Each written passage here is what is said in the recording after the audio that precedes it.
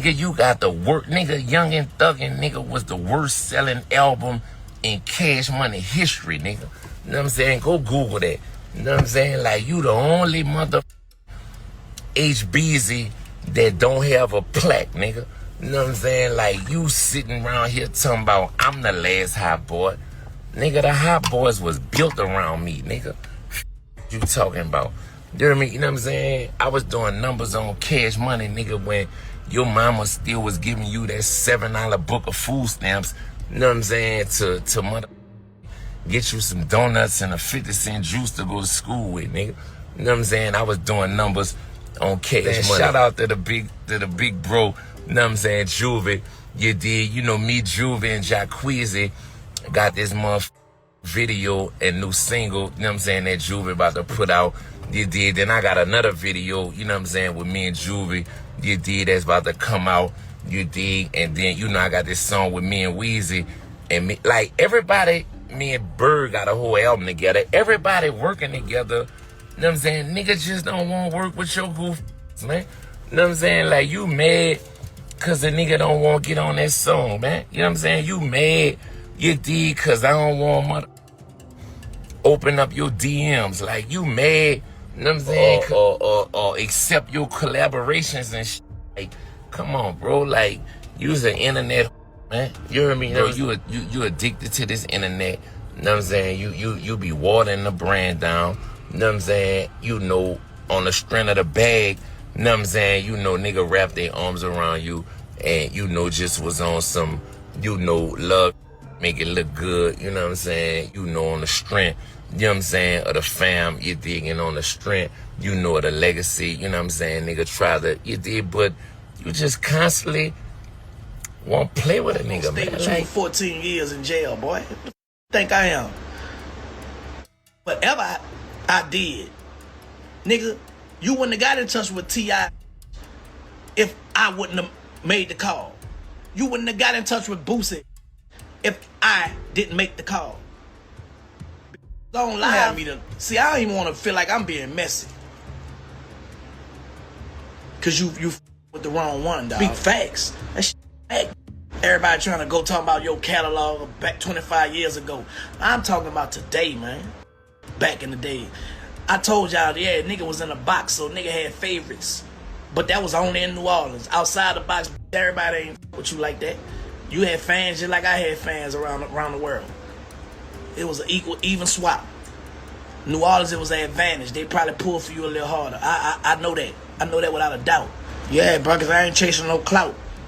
Bro, I've been doing this shit long, you know what I'm saying? I ain't trying to get into it with nobody. 2 hours. I don't got no problem. Ain't no mother marketing before no tour. Real, I don't play. It was marketing. That nigga too disrespectful, bro. I love for you. But you real, dog. You a real snake ass down in your heart. You know that. Big deep verse. You. Yo, it's Big A, the spokesperson. We support another episode of Urban Politicians TV, UPTV. Always remain on your pivot, guy. He had to come back and talk to Turks, whom he called guerrilla marketing.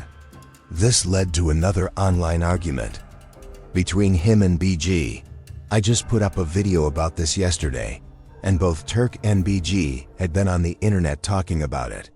Turk had just gone on Beat 8 and stated that he thought Joseph's album was going to be better than Lil Wayne's Carter 6 and Freedom of Speech album. After that, they questioned BG about it on the No Rap Cap podcast. BG chuckled and said, "Man, he's doing that marketing, man. He doesn't even believe that." He then responded, "Hey man, that sounds like he's from Memphis now," which was neither a dance to Memphis nor downplaying Memphis. It's just one of those tiny things where, hey, you aren't really linked to the essence of New Orleans anymore. You truly have no sense of where we're from anymore. You've been out there in Memphis. That wasn't a CD to Memphis. Some folks grabbed that and attempted to roll with that. That wasn't. Well, Turk had gotten back on to be high TL and said that, hey, they should have taken your freedom of expression away. You have your album, which is not excellent. I'm telling you, The truth. You need me. You need to hop on my fire song. I've done 1 million views on that. Them turned up independently, organically with the fans. To aid your career, I pay attention to what's happening. Nobody is feeling your album, no matter how people feel. About it, Turk, you jumped out there once again, man. You're calling it marketing, but you're going against the grain with this. I'm keeping it all the way 1,000. Now they have personal concerns, as has GDP caught this guy. To grab these lives yesterday out of New Orleans, since I saw them on the timeline getting distributed around everywhere. No matter what they had going on personally in their life.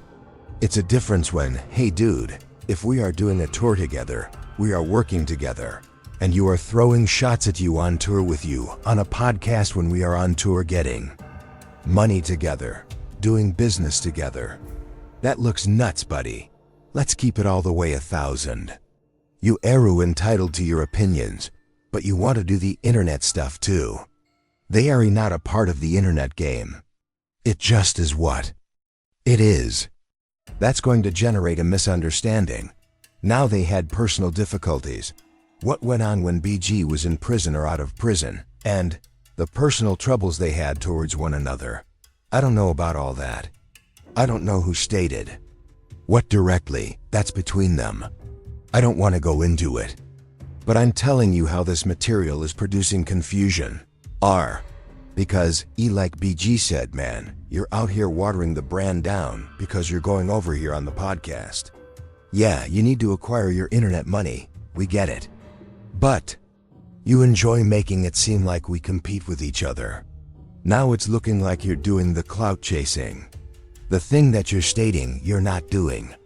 Guerrilla marketing is what you explained years ago or last year. Turk. Guerrilla marketing is a sort of clout chasing. Saying absurd things to elicit a reaction, to encourage people to respond, and to tap into what you have going on. They are not on the internet podcasting. Wayne Juvie, E. Birdman, H. everybody else. BG, that's Smanny Fresh. They do interviews or speak about things when they go in specific cities and make stops. But they are not on the podcast like, hey, let me make this a competition between everybody and cash money. That's your lane. They are not really playing that game. So BG, for whatever reason, he doesn't want to talk to you. He doesn't want to deal with you. He doesn't want to get on your song. You might not. You might honestly feel it can help him. You genuinely care for him, for sure. Y'all lads, a grown up on y'all, since elementary school. Me G got it with classic material that I came up on as a kid, I still go back to today. Turk, you were good with those hooks. You were good with some of the, stuff you have and things as well.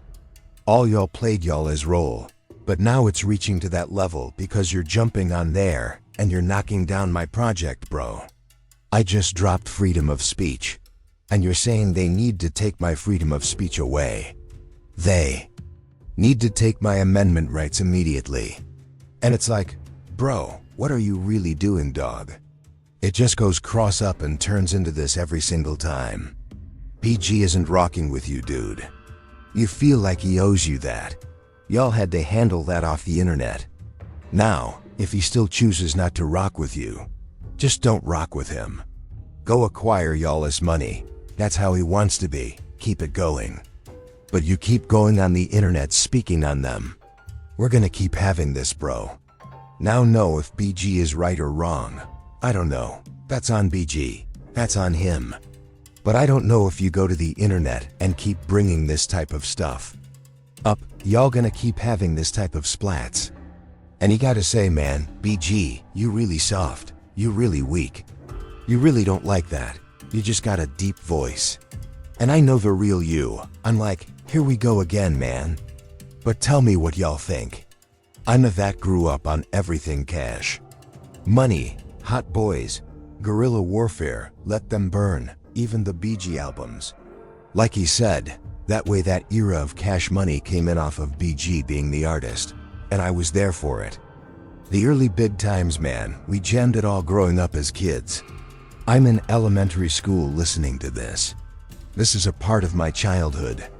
And this just goes to say, like we were covering the other day, man, even in screwed up click out here in Ace time ain't get along. Ghetto boys ain't always get along back in the day. A lot of these rap groups, R&B groups, or just different groups, everybody doesn't get along. All of these cliques out here, everybody doesn't get along. And sometimes you just have to accept that. You go my way, I go your way. You go your way, I go my way. When you bring it onto the internet, it's when everybody gets to grabbing it, talking about it, and it's just putting people in the business. But tell me what y'all think.